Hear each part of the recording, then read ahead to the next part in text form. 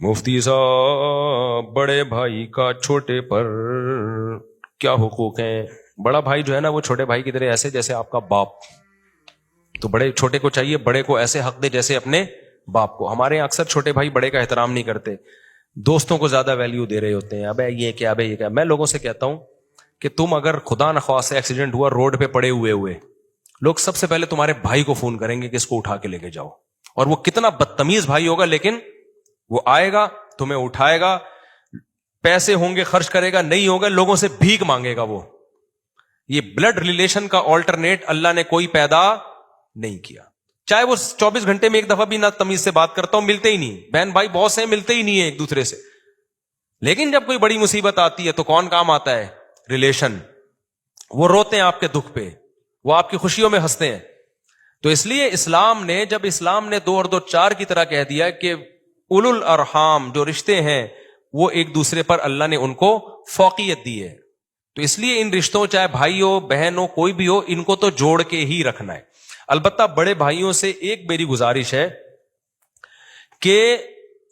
چھوٹا جو بھائی ہے نا اس کے ساتھ اگر آپ کا معاملہ ایسا ہوا کہ چھوٹے کو لگا یہ کہ میرا بڑا بھائی مفاد پرست ہے، اس کے اصول اپنے لیے کچھ اور ہیں ہمارے لیے کچھ اور ہیں، تو سمجھ لو کہ پھر چھوٹے کے دل میں بڑے کی ویلیو رہے گی نہیں۔ یہ گھروں میں کامن ہے، بڑا بھائی چھوٹے پہ جو دھونس جما رہا ہوتا ہے نا اور اونٹ پٹانگ یوں کر رہا ہوتا ہے تو چھوٹے کو یہ لگتا ہے کہ یہ جو تربیت کی باتیں کر رہا ہے نا اس کا مقصد تربیت نہیں ہے، اپنا روب جھاڑنا ہے، تربیت کا لیبل لگا ہوا ہے، مثلا اپنی ٹھڑک پوری کرنی ہے غصہ نکال کے۔ سمجھ رہے ہو کہ نہیں سمجھ رہے؟ مثال کے طور پر بڑا ہر موقع پر نا اپنے آپ کو ترجیح دیتا ہے، چھوٹے کو پیچھے رکھتا ہے، تو چھوٹے کے دل میں احساس پیدا ہوتا ہے کہ یہ میرا خیر خواہ نہیں ہے۔ سمجھ میں آ رہی ہے بات؟ چھوٹے کے دل میں احساس پیدا ہوتا ہے کہ یہ میرا خیر خواہ نہیں ہے۔ وراثت کے معاملات میں اور بیسیوں قسم کے معاملات میں ہمیشہ اپنے آپ کو آگے رکھنا، چھوٹے کو ہمیشہ پیچھے رکھنا، تو چھوٹے کے دل میں آتا ہے یہ بڑا بس ایسے ہی ہے۔ تو بڑا اگر تھوڑا سا چھوٹے کا خیال کر لینا، اس کو یہ باور کرا دے کہ میں تم سے زیادہ تمہارا خیر خواہ ہوں، تو پھر چھوٹے کو چاہیے ادب بھی کرے، مار بھی کھائے، ڈانٹ بھی برداشت کرے، پھر وہ چھوٹے کو اعتماد آتا ہے یار یہ ڈانٹ رہا میرے فائدے کے لیے۔ باپ کے بارے میں یہ اطمینان ہوتا ہے عام طور پہ، باپ میں جیلیسی نہیں ہوتی نا بچوں سے، عام طور پہ باپ تو چاہتا ہے میرا بچہ مجھ سے بھی آگے نکلے، لیکن بھائی کے بارے میں نا تھوڑا سا حسد کا عنصر بھی ہوتا ہے،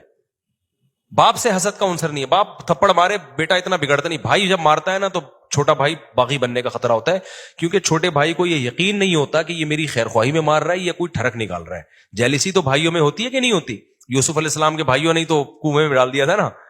تو بھائیوں میں جیلیسی کا خطرہ ہوتا ہے، تو بھائی اس کو یہ باور کرانا پڑتا ہے اپنے عمل سے کہ میں تم سے حسد کا بالکل بھی شکار نہیں ہوں، میں تمہارا خیر خواہ ہوں جیسے ابا خیر خواہ ہیں۔ جس دن چھوٹے بھائی کو یہ اطمینان ہو جاتا ہے نا پھر وہ کیئر کرتا ہے، تو یہ بڑے کی طرف سے ایٹیٹیوڈ ایسا ہوتا ہے۔ دوسری بات یہ کہ بڑا چھوٹے بھائی کے سامنے اپنے باپ سے بدتمیزی کر رہا ہے اور پھر وہ امید رکھے کہ چھوٹا بھائی میرا احترام